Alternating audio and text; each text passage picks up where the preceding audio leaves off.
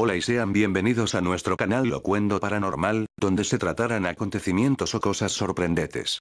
El tema de hoy es, ¿existen los fantasmas? Comencemos. Esta es una pregunta muy frecuente y todos la hemos escuchado, seguramente en más de una ocasión, alguien que habla de fantasmas, espíritus, apariciones o cosas por el estilo, pero ¿qué dicen las ciencias sobre este fenómeno? Antes que nada me gustaría que todos tengan en cuenta que parte fundamental de las ciencias es buscar la respuesta a las interrogantes e inquietudes de la humanidad.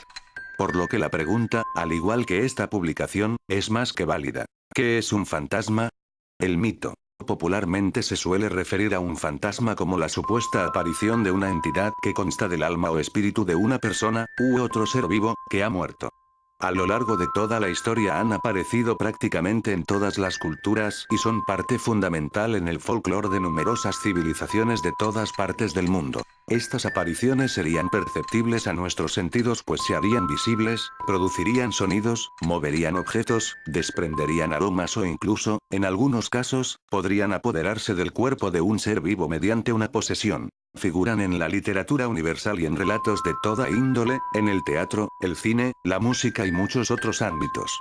Con el tiempo, el mito del fantasma ha crecido enormemente y millones de personas en todas partes del globo afirman rotundamente que han visto un fantasma. Un dato muy especial es el que en el antiquísimo poema épico de la antigua Sumería, la epopeya de Gilgamesh, la primera obra literaria de la historia de la humanidad de la que se tiene conocimiento, ya se menciona a los fantasmas. La realidad. A pesar de la enorme popularidad de este mito, en el campo que nos interesa, en la realidad y el ámbito de las ciencias, no existe una evidencia clara, concisa y plausible de que este mito tenga algo de real. Sí se lo puede explicar de acuerdo a la imaginación, las coincidencias, que sí tienen una explicación científica, y sobre todas las cosas, la sugestión. Los escépticos definen lo que en la jerga popular se le llama fantasma como una simple serie de acontecimientos fácilmente explicables pero mal interpretados que, bajo los efectos de variadas razones, dicha imaginación, sugestión, antiguas creencias, etc., terminan considerándose como la ocurrencia del mito. Explicaciones científicas para las apariciones de fantasmas. Primero que nada repasemos esa serie de circunstancias o características que acompañan lo que, según el testimonio de quienes afirman haber visto un fantasma, ha ocurrido en un encuentro fantasmal. Supuestas características de la aparición de un fantasma. Aparición de una especie de nebulosa carente, o no, de forma humana.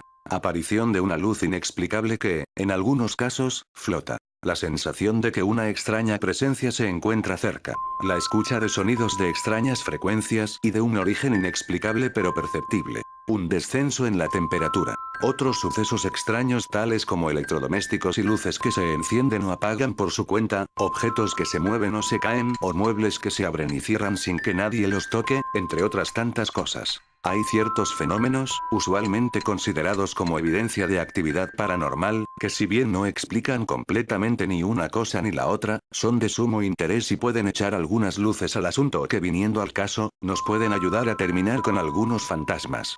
Energía eléctrica y campos electromagnéticos. En el cine y la televisión, por ejemplo en programas tan patéticos como Ghost Hunters, lo vemos todo el tiempo.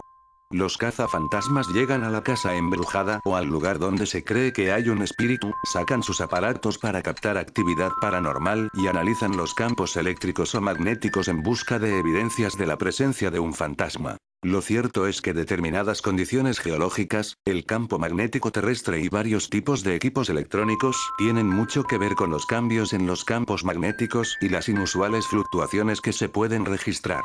Esto ocurre sobre todo en la noche, donde según esta gente hay mayor actividad fantasmal, pues el viento solar interactúa con la magnetosfera de la Tierra en mayor medida sobre la parte de la misma que se encuentra a oscuras. Algunos investigadores creen que por la noche, estos campos también pueden provocar efectos más intensos en el cerebro.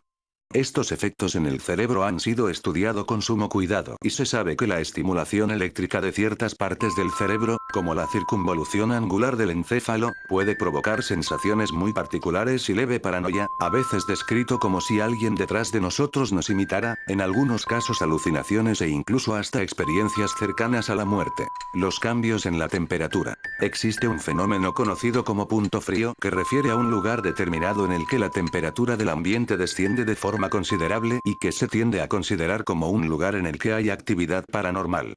Si bien no existe un estudio científico que analice este hecho, generalmente se trata de una simple corriente de aire frío, fallas en la construcción y la ventilación de un lugar, una falla en un sistema de aire acondicionado o en algunos casos, el responsable es algo tan simple como una chimenea o incluso una ventana mal cerrada. El sonido y las ondas de baja frecuencia. La cuestión del sonido, de cómo ésta puede afectar a los humanos y la forma en la que esto se ha descubierto es mucho más real y aún más aterrador que creer en un fantasma.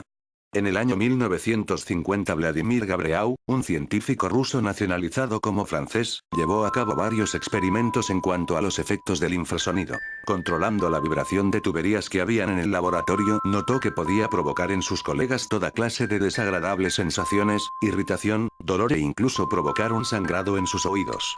Así Vladimir descubrió los efectos del infrasonido, un sonido con una frecuencia que en ocasiones puede ser tan baja como para que a pesar de que no se escuche, sí se pueda sentir. Luego de varias investigaciones se logró determinar que la exposición a sonidos de entre 7 y 19 hercios pueden inducir un estado de miedo, paranoia, temor, dolor y pánico.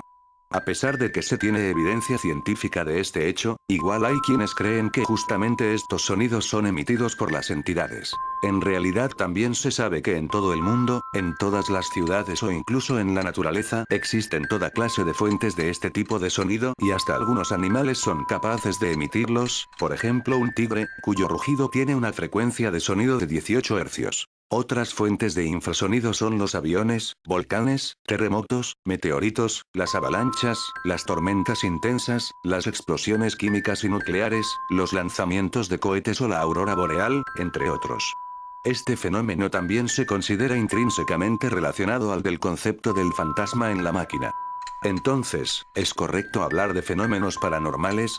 Algunas líneas atrás enumeré aquellas características que generalmente se señalan como evidencia de un fenómeno paranormal o de actividad fantasmagórica y si establecemos las conexiones adecuadas, partiendo de la evidencia que sí es posible explicar, podríamos decir que no es correcto hablar de fenómenos paranormales o de la supuesta evidencia de un fantasma. Esas evidencias, sentirse vigilado, sentir frío, escuchar extrañas frecuencias o ver cosas inexplicables, entre otras, bien pueden considerarse sí como un cuadro de paranoia, quizás inducido por el sonido, de sugestión, producto del mito, la educación y otros muchos aspectos sociales, o incluso de alucinaciones, entre otras cosas. No obstante, no tengo dudas de que cada caso tendrá sus variantes y aunque personalmente no creo que exista algo como un fantasma, sí creo que debido a su relevancia histórica y cultural vale la pena analizar a fondo el tema.